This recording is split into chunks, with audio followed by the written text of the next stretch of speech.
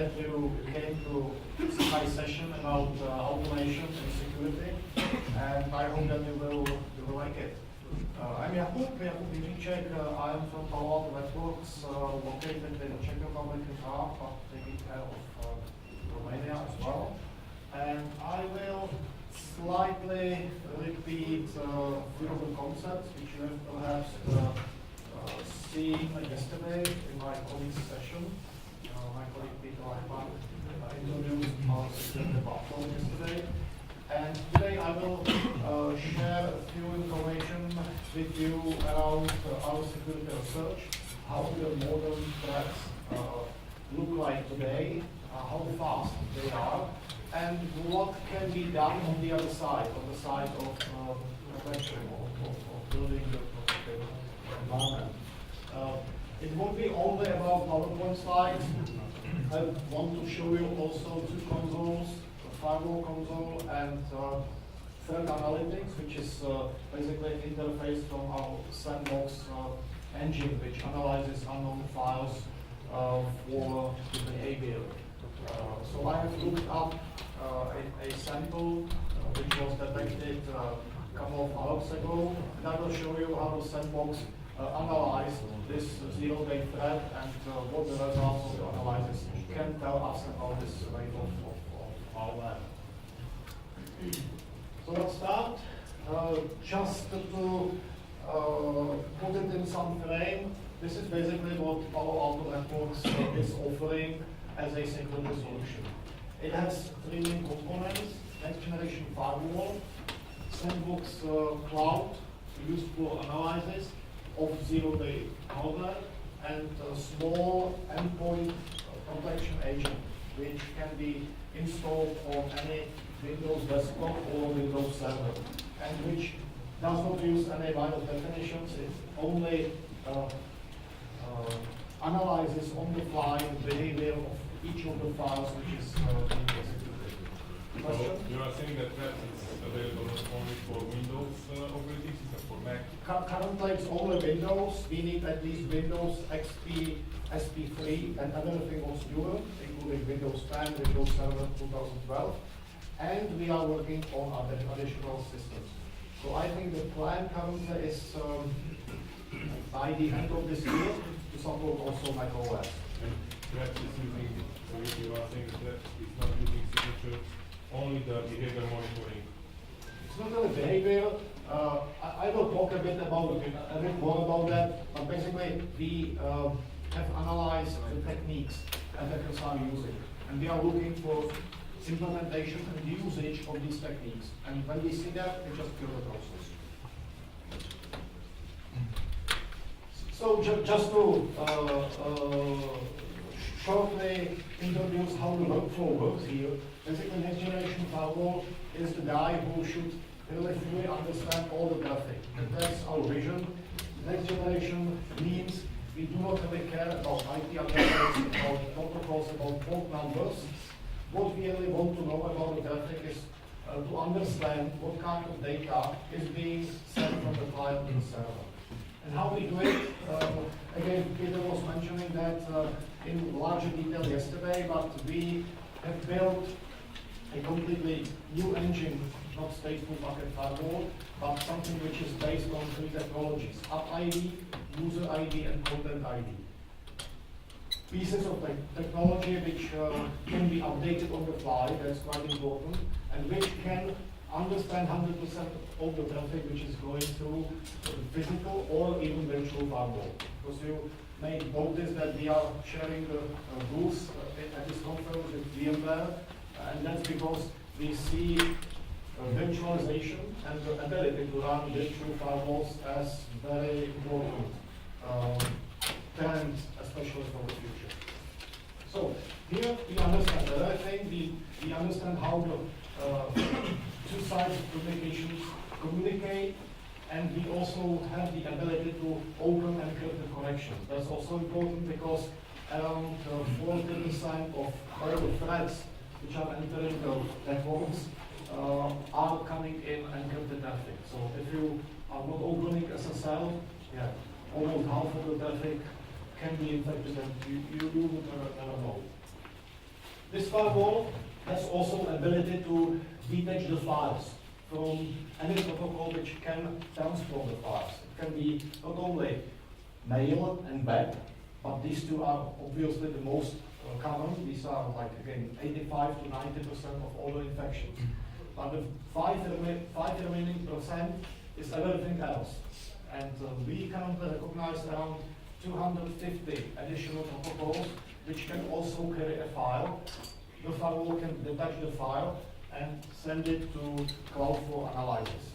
But only after we scan it on the firewall for all the known threats. Because in the firewall there are already antivirus scanners, IDS, IPS engines, and also anti-spyware scanners. The goal is to catch 100% of known threats, of known viruses here on the firewall. But still, the big portion of today's attacks are things which are not known, which are still being analyzed by some antivirus vendor or by some automation, and firewall will know about these new threats only tomorrow. Can you open even SSH? Yes, we can open SSL, TLS, SSH. But you have to, of course, provide us the keys. So that's the catch. We are not doing like brute force attack. We are just man in the middle. Okay. Yeah. So it's up to you how you distribute the keys, and also how you install the public key into the file, so they do not like protest against opening. So it must be your policy. So all known malware, unknown is analyzed in the cloud. What's happening there is basically for each new file which is coming to us, we run a completely clean and empty instance of two operating systems, of Windows XP and Windows 7 x64. We upload the file to be analyzed into this empty PC, and we emulate that some user double-click on that file. And then we see from outside, hidden, what's happening inside. So we can take an example of a PDF document, and if we emulate that, we double-click on that PDF document, and we can observe that, okay, Acrobat Reader opened, and some text or pictures were displayed, and nothing else. Then we can safely assume that this is not malware, this is just PDF document. We can do this analysis for around 7 or 9 different file types, so not only executables, but also PDFs, Java containers, Android APKs, because that's really becoming very popular among attackers, and also all Office file formats, Word, PowerPoint, Excel. And just recently we have added macOS binaries. So obviously we are going towards the macOS support. So today we can analyze, I think, 3 or 4 different macOS binary types already. And if anything happens here, if we find that the file actually started to communicate to outside world, started to download some additional pieces needed for the attack, we find that in the file system of the PC something started to happen, then we automatically in the cloud develop new virus definitions, and we again immediately update not only the firewall who sent us the sample, but all the customers who are part of the service.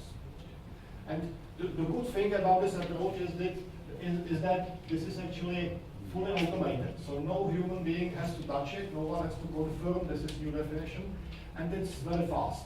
So the whole loop, including the analysis, today takes around 6 to 7, 8 minutes. That's it. So why is this so important? This firewall will get new today's malware in tomorrow's definitions. And there will be, for sure, some time window open for the attacker to be successful. But with this piece of component, we are closing the size of this window down to 7 minutes. And this is really important because in these 7 minutes, for like typical phishing campaign, it's almost impossible to be successful. you may want to keep your files on-premise and not to send them to any US-based cloud. So we also offer this as on-premise server. Completely the same functionality. It's just a big server which can be installed in the data center of the customer, and all the definitions will be created locally. No sending of anything anywhere. And then the tabs. How does this fit into the puzzle? Basically, firewall cannot see all the infections because you always can have this little USB stick which is infected and someone sticks it into the endpoint, and then the firewall is just bypassed and we cannot analyze anything. So that's why we need to create some security policies there, and we also need some ability, for example, to take the content of this USB flash and send it to Alpha for analysis. And then we will be able to see even the zero-day malware coming from endpoint quite easily. So the system basically communicates, and what's important, it shares all the findings, so all the components can share the findings among them, and the whole platform, and that's again very important, can configure itself based on what we see in the cloud. So what kind of behavior we see is malicious. We will immediately update URL filters. We will immediately update IPS, IDS signatures. And the platform will start to catch this new variant of the malware. Any questions for this? Good. So let's go on. I will skip the new things which will be added. Just I will briefly mention autofocus, which is threat analytics console. So we are giving you a window through which you can inspect all the details of all the findings which this platform has created, and this can give you a context. So, for example, if there is a zero-day malware detected in your firewall, you can, using autofocus, see if it was uniquely targeted for your network, or you can see if there are any additional instances of the same sample anywhere in the world. And you can see, you can decide for yourself how serious this attack was, or if it's just some mass phishing which is targeting perhaps consumers. And that's not so serious then. So this is again methodology which attackers are using.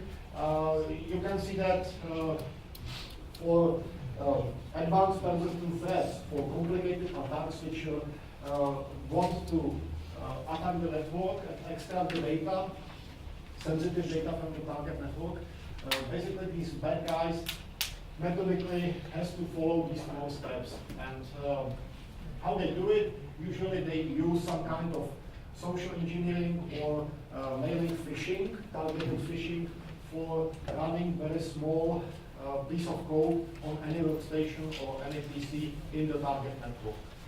Then, in next step, they typically command this piece of code to download additional components from the internet, because for phishing you cannot send like megabyte of executable. You would like to send only a very small PDF document, which will then download the rest if someone involves that. So that's another stage. In another step, using this big executable, which somehow avoided antivirus checking, which somehow made it into the workstation so that it's persistent, so that it is invoked next time the PC is started. They will use it as a toolkit to penetrate the network further, so they will do some scanning, some lateral movement. They will find the server room, they will guess the credentials or find a vulnerability in the database server and attack it. And then in the last stage, basically they will extract the data, provide some kind of processing of that stolen data, because they do not want to send gigabytes out of your network. They want just to take block pieces. And once the data is processed, they will encrypt it and send out to some command and control servers which are hosted somewhere in the internet. And what can we do against that? This is basically the mapping of features of next generation firewall and security platform to each of the steps of attacker, which we know the attacker will follow. So you can see that in each of the steps you have some kind of security measures which can be implemented, and make the attacker's life more difficult. And of course, the sooner we do it, that's why so many features are focusing on first steps, the better, because then we will prevent the rest from happening. To be successful in this, we are running very intensive security research, and the research group in Palo Alto Networks is called Unit 42, and these guys are publishing a lot of very interesting information in their blog pages or on paloaltonetworks.com pages. If you would be interested, for example, in very deep analysis of crypto wall, which we have done in November last year, that was version 3. Once we published this, the people who were running crypto wall campaign immediately switched to version 4. So obviously they were prepared that something like this will happen. But anyway, it's really illustrative of how many different techniques these people are using. And whatever else new and interesting is coming will be published here. So this link leads basically to the blog, and you will see a lot of useful information in case this is of your interest. Just to give you the idea how complicated it is to properly analyze threats and how the speed is important, let me share with you analysis of Angler exploit kit. Angler and exploit kit is one of the worst exploit kits which we have seen in last half a year. Exploit kit, that's basically a piece of code which is hosted on infected web server.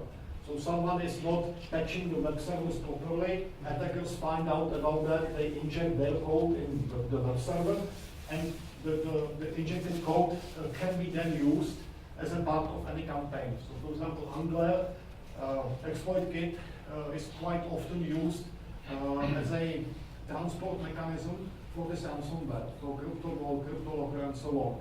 So the guys who are running CryptoVault campaigns are renting Angler exploit kit infected web servers from some other people who invested into infecting web servers and who are just running them. So for security research people, it's important to be able to detect Angler, and if we are successful in detecting Angler, then we can basically easily kill all the campaigns with just one roll. Unfortunately, it's not that easy because Angler is, of course, trying to be successful, so they keep changing the way how they are working, they keep hiding, they do many things. Just to mention a few of the tips or tricks which these guys are doing, you can see that, for example, if someone is not smart enough that they let attacker to steal the username and password from the DNS server, they won't use it against that guy, but they will instead create many randomly generated domain names, subdomain names, and use it for hosting or for pointing to these infected web servers. Because again, this gives credibility to all the technologies which look for, can I let my users to go there or not to go there? So that they can target the campaigns only to specific countries or specific continents. They will see if the user who is visiting infected web server is actually running a supported platform, and they won't be sending infection to macOS if it won't be able to be executed on macOS. And they also make sure that they will send the code only once to a IP address. And why they are doing this? Because they want to be really below the radar. They want to become really difficult for security analysts to find about them and find about their web servers which are sending the infection. So for example, this is a trace of how we have seen timed infection. So certain web servers were only active in parts of the day because, again, they were, for example, targeting home users, and they knew that in the morning and then late in the evening, that's good. But during the day, it doesn't make any sense. It will be only easier for antivirus vendors to find out about them. So they are dynamic, they are really fast, they are able to hide in a very nice way.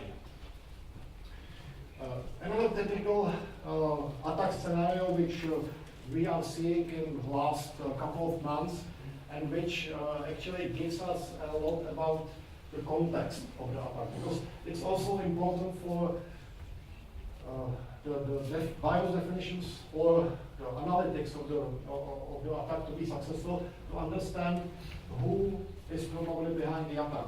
And what we have seen recently is that, yes, they still use a lot of targeted phishing. So attackers usually create very nicely looking email, which they pretend to come from a trusted colleague of the victim.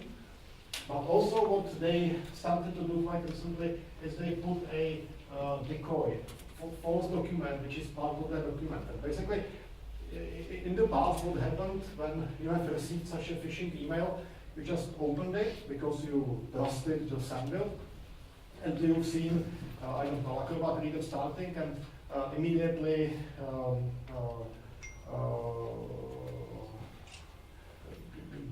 getting terminated. There was some error usually because the way how these exploits in PDF documents work, they just create some boundary condition, and the process which was interpreting the document is basically crashing. So in the past, it was quite usual that the user who clicked on the phishing email just have seen some crash of the application, and that was it. So almost everyone nowadays realizes this is not good, because there was probably not only corrupted document, but very likely I was target of some attack. So for the users not to get the suspicion, these attackers today are attaching some real document. So actually today, when you click on the attachment in phishing document, you will see Acrobat Reader starting, then it will disappear because it crashed, and it will reopen again with the decode document. So usually you will not get any suspicion, because you will get some kind of document because of which you clicked on that email. Yes, it's usually useless, but in any case, the attack exploit was already run. It's somewhere in the memory, and now it's time to proceed for next part of attack. And for us, for the researchers, it's really interesting to do a lot of research around these decoys, because it can reveal motivation, and also in many cases give us some clue about identity of the attacker. So I have some examples of documents which we have analyzed, and again, Unit 42 has published a very nice white paper on the blog about a lot of phishing attempts in South Asia. For example, this is invitation for a party on Norwegian embassy in Hanoi, and it's in fact a document. But you can imagine how big is the group of people who would be invited to isolated event in Norwegian embassy, and who these people probably are. So very nice example. It's in, I think, white paper which is called Lotus Blossom. It was published like 6 months ago. Another example, some handbook for, I think, system administrator software, again translated into Vietnamese language, and again distributed only to government organizations in Vietnam, and again infected. So yeah, this can give you nice context. Another piece of evidence that these guys are sophisticated and how difficult for security research is to be effective is watering hole. Watering hole is again nothing new. If you want to compromise a lot of people from the same industry, you would probably infect a portal or confirmed web server, which you can expect these people would be visiting. And if you manage to infect their computers, then you can start attack and get their data basically. So the question here is basically how to attack, how to find these portals. It's not difficult. How to find a vulnerability in these portals. It's also not that difficult. But the key thing is how to get some really efficient and, if possibly, zero-day malware which can attack the visitors. And this is one example which we have seen. That will be almost 1 year ago when the hacking team Italian hackers were compromised. And if you remember, hacking team had, I think, 2 or 3 zero-day vulnerabilities which were unknown at that time. And when the hackers leaked the servers of hacking team, basically the whole community was immediately aware of these 3 zero-day vulnerabilities. I think it was in Internet Explorer and in Adobe Reader. And this is very valuable because in case you can use a new zero-day unknown vulnerability, then you can be very effective for the visitors because obviously no one has patches in place because the patches were not developed yet. So we have seen one example when within 2 or 3 hours after publishing the zero-day vulnerabilities, already few first portals were infected in these 0 days. So obviously, the attackers had everything in place, and they were just looking for usable zero-day vulnerability. When they have seen it, they immediately installed it and started the campaign. And I'm telling you about this, that again, it shows the need for rapid speed of response. We cannot wait 1 or 2 days for IDS signatures. We must be able to react immediately because these guys are working in a matter of hours, 1 or 2. How is it recommended to react? Excuse me? How it is recommended to react for the moment? What's recommended? What would be the recommendation to do against this? To react when we see something like this? Most of the time you don't see it. Come the internet, why? It would be published. It was published to everyone. So first recommendation would be, okay, you should really follow the latest news of the security industry because then you will be at least starting in the same position as the bad guys because they are reading these things. And then when you see, okay, there's an issue with SSL open source library. So what can I do about it? Because I have it on all my servers. So what now?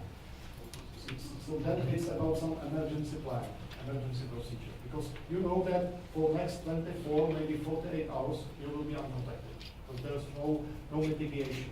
There might be part of this information which is published, some steps, preventive steps. For example, you can turn off the certificate authentication and go back to username and password, for example. But then you must do it immediately. Or if there's no way around, then okay, for the next 2 days we have to stop all the encrypted traffic because it's not protecting the data, it's even exposing our own servers to outside world. So I mean there's no general advice. It really depends on the kind of vulnerability and then you must be ready. Right? Now someone calls and it's only minutes which you need for action. Of course, on our side, on the security vendor side, we will be immediately starting to work on IDS signatures, which will be distributed in next refresh of security content. So within some hours, because we can be quite flexible with this, you will have the content available in the file. That's still some window is still unfortunately. Nothing better is available. And actually this is also some good answer for this, because this is the methodology which we suggest that everyone follows ahead of the attack. So you can see that there are 5 steps guiding like the recommended implementation of the security, not only firewall but everything. And then we call this approach zero trust model. It's partially evolution of defense in depth, which was popular 5-6 years ago. But it goes in much deeper detail because we really think that there is no space to be allowed for anybody. So everything must be checked. There is no space for any exceptions. Not only HTTP and SMTP, because even though these are 85–90% of attacks are using these two protocols, but what about the rest? So 100% visibility. Decrypted traffic, you have to inspect everything. Then you can do a lot of by implementing certain best practices. For example, do your users really need to receive SCR or executables as email attachments? Why? And even no one, I mean the generic users, they should not be able to download executables. Why? There are no system administrators. Someone should be patching their PCs, and they should not have the privilege to touch such sensitive content. And if there is a need for them, okay, there should be some exception process in the place, like they pick up a call, pick up a phone and call help desk and whatever. But in general, these things should be avoided. And the same, if there is a URL which they want to visit and the proxy or firewall does not know about this URL, they should be blocked. Or they should receive at least some warning. You are entering a gray area of internet. Beware. Do not click on things. Whatever. So by doing some, by thinking ahead, you can really reduce the size of you as a target. And then by deploying really functioning and well-updated antivirus, anti-spyware modules and so on, again, you can block a lot of known things. And again, I said we are aiming to be able to stop 100% of known things, which is this. But then the question is the time, because we will know about today's malware only by midnight, for example. So then it's very important to be able to detect also the unknown threats, to cover the time from now till midnight when there will be new definition update. And once we detect so many zero-day malware, we should really update it to the database of known, because then we will be catching them again immediately. And yeah, sharing, that's really important, because, and that's another trend which we are seeing quite recently. Security vendors finally started to talk to each other. So, for example, we have established together with Fortinet, Symantec, and some other guys, Cyber Threat Alliance, which is just created for sharing the data about security threats, about new viruses, about new attacks. And each day we are exchanging around 5,000 to 10,000 of new things which we have discovered somewhere. And all of us are updating their URL databases, virus databases, and so on. And this will go, I'm sure, because there is no other way how to be successful against attackers who are automating and who are very large scale. And then the last thing, investigate and respond. In case there is some suspicion in the network, something which just does not look right, but is not detected by any of these, then you should really try to get some context about that attack and mitigate it if possible. And basically about this context, and that will be end of the presentation, there is a big difference between telling someone this IP address is bad versus on that and that day, we have seen that this IP address hosted some part of command control network which was used in that and that campaign. Because if you have this additional information, then you can decide how important this whole last incident might be for your network or might not be. And basically this is the threat intelligence console which we are using exactly for that. The name of the product is Alto, and it can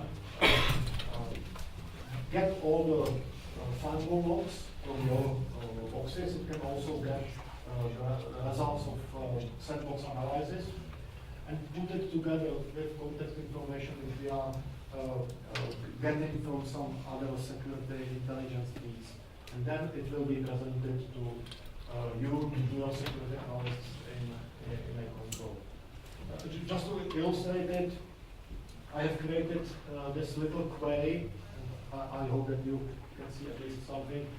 Basically, I queried the console of autofocus for all the malware download sessions from the beginning of May, where Wildfire, the sandbox technology, told us it's infected, and the destination country of this infection was Romania.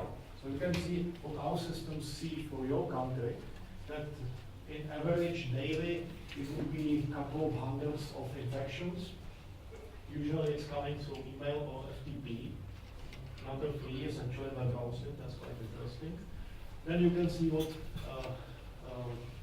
kind of I think executables, that would be the majority,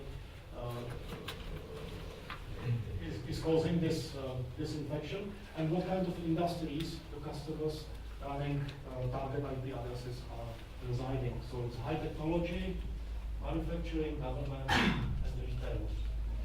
And then this top 10 list tells us basically attack campaigns which are the most popular here.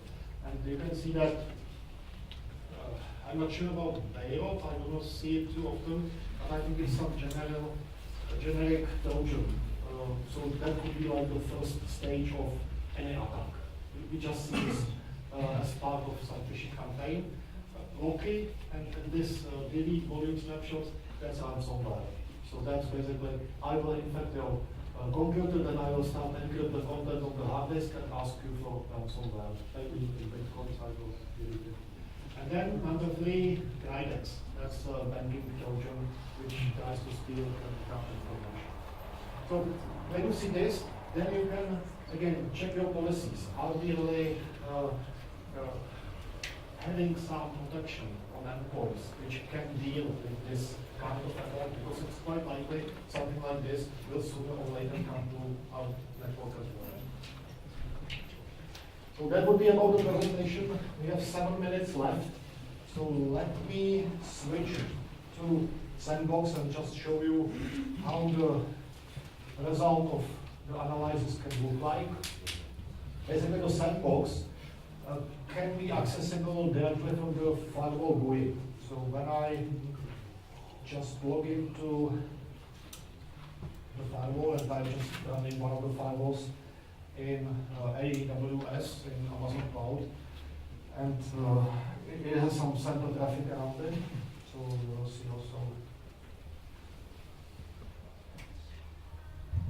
see also how the log files can be interpreted directly from the firewall.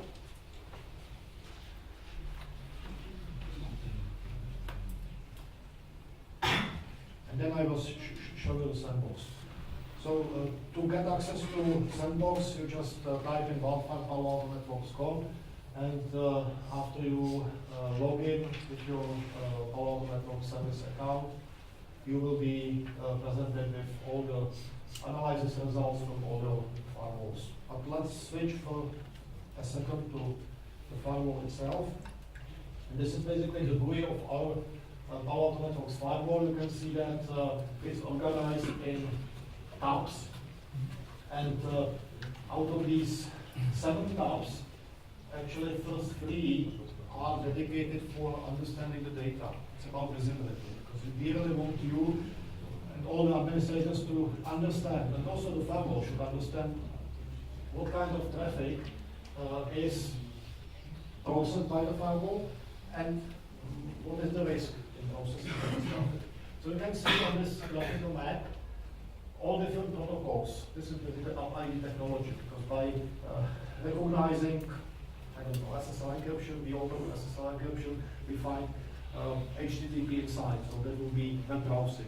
But then after a few packets, we realized, okay, it's not only web browsing on some generic web server, it's actually Facebook client who is accessing Facebook wall. So we dynamically change the classification and we switch from web browsing to Facebook. And we really try to be as precise as possible, because when we understand it really to such a detail, then it gives us possibility to find the threats in this communication. So the next step, and by the way, it's clickable, so you can always hover with the mouse over that area and you will get all the details. How risky this application is, how many sessions we have seen, and how many megabytes of data were transferred in the last 60 minutes by this application.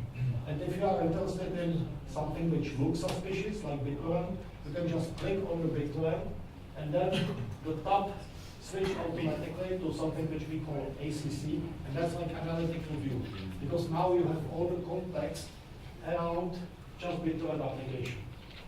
So immediately in this second screen you can see this second technology, user ID.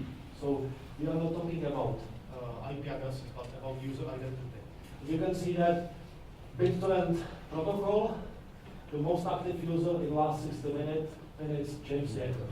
And it's really easy to add his name to something which we call global filter. And now we see here just his data. And you can start investigation. Is this guy doing something else apart from BitTorrent file sharing? What kind of URL addresses is he visiting? What kind of IP addresses is he using? Here you see, for example, mobile phone or his VPN session if he is logged in multiple places. And so on. So yeah, this is about the visibility and about getting the context around just the basic firewall log, so to say. And the last thing which I would like to point out in the firewall GUI, because we could spend half a day just on this. Botnet record. This is the last part of this methodology, the suspicion. We do not know for sure, but if you check the configuration of this report, you will see that in this case we are looking for things which are typical for the piece of code which is part of any botnet. So are there any communications to malware URLs? Is someone using dynamic DNS lookups? Is someone browsing just to IP addresses, not to the URL names, and so on? And if we find such cases in like a week of firewall history, then we would put these internal IP addresses to this report. You know, this can be dangerous. 2 last minutes, 1.5, I'm forced to finish. Sample result of sandbox analysis. This is just from 2 days ago. So yeah, I was searching for some zero-day malware from today, but unfortunately on our demo firewalls there was nothing. So I took something which is quite old in the sense of malware. You can see that it's Microsoft Word document, which actually we have seen in SMTP. So someone got it in email. It's quite a small document. And when we have uploaded it to the sandbox, as I said, there was Windows XP computer and Windows 7 computer. And we uploaded it to both of them and double-click on that document. On Windows XP, we have seen just command prompt window open, which is okay, that's suspicious, but by itself, it doesn't matter that much. But anyway, people do it, code should not do it. So we marked it because of that as malware. But when we switch to the second platform, to Windows 7 x64, which has a different set of applications and different set of vulnerabilities also, then we have seen much different picture.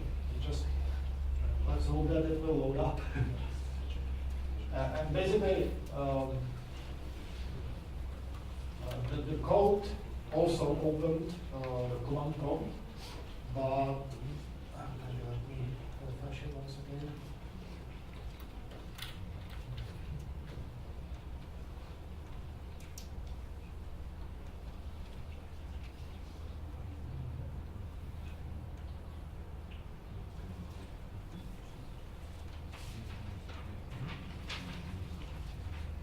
Okay, so virtual machine 2.